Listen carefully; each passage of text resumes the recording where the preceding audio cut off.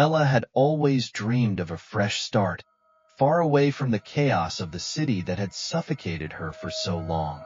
The constant noise, the people, the endless demands. It had all become too much. After months of searching, she found it. A small, secluded house at the edge of a town so quiet it could barely be found on a map.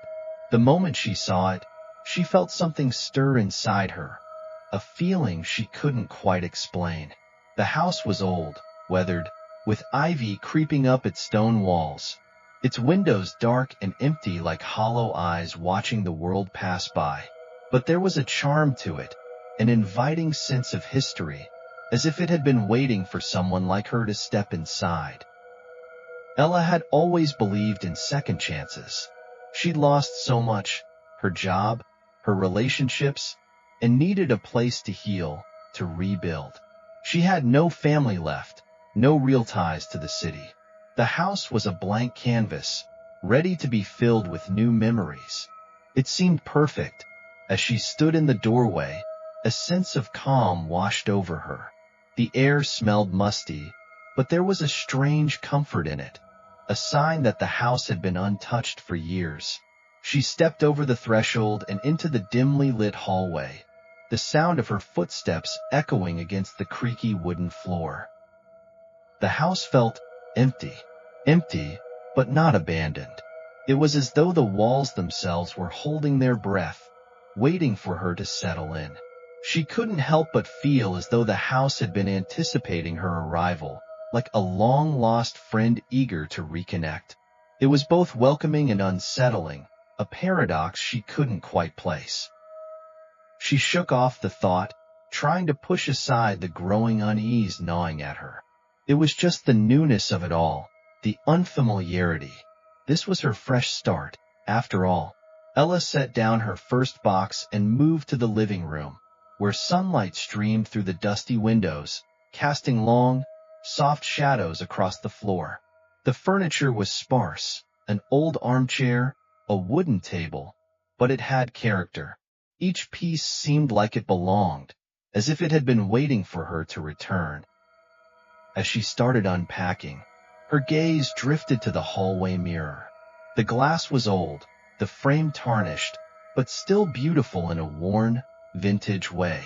Ella had never been one to dwell on such things, but there was something about this particular mirror that caught her attention.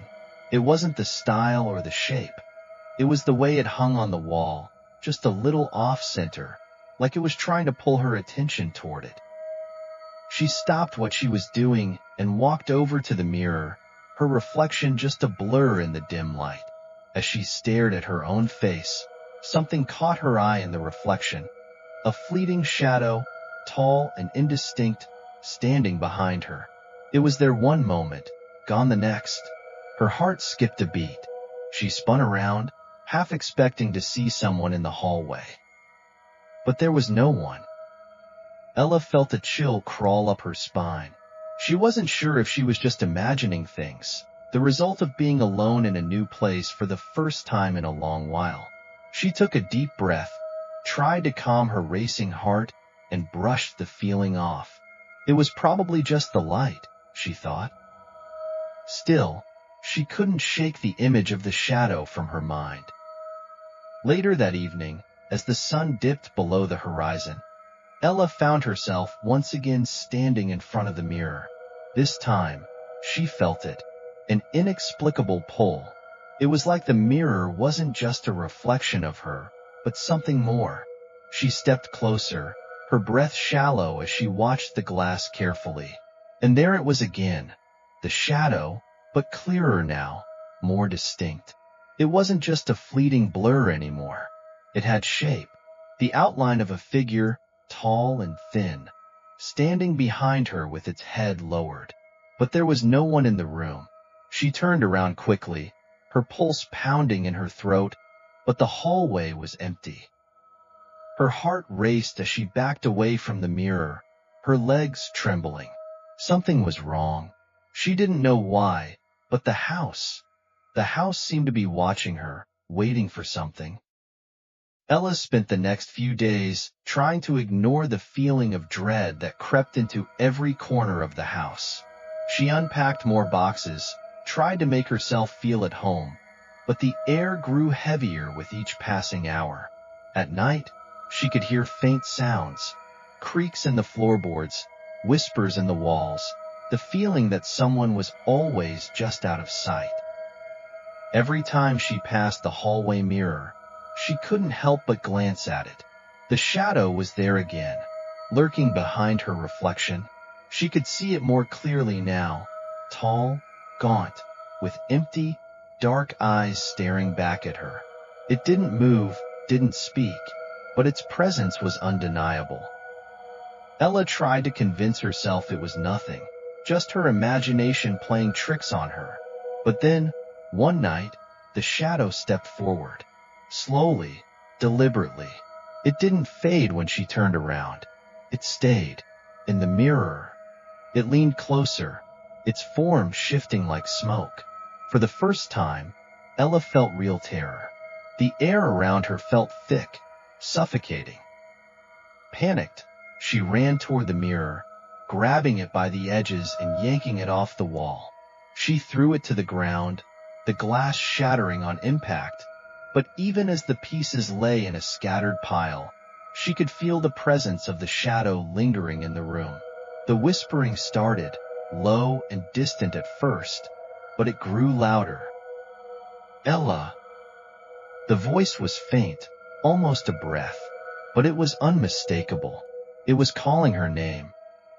She backed away from the broken mirror, her mind racing. She was no longer alone. The house had been waiting, but now it was hungry. The shadow, the thing in the reflection, was real, and it wanted her. The whispering continued, growing more insistent, as the pieces of the shattered mirror began to shift. Slowly, impossibly, they began to move, aligning themselves together, pulling themselves toward one another.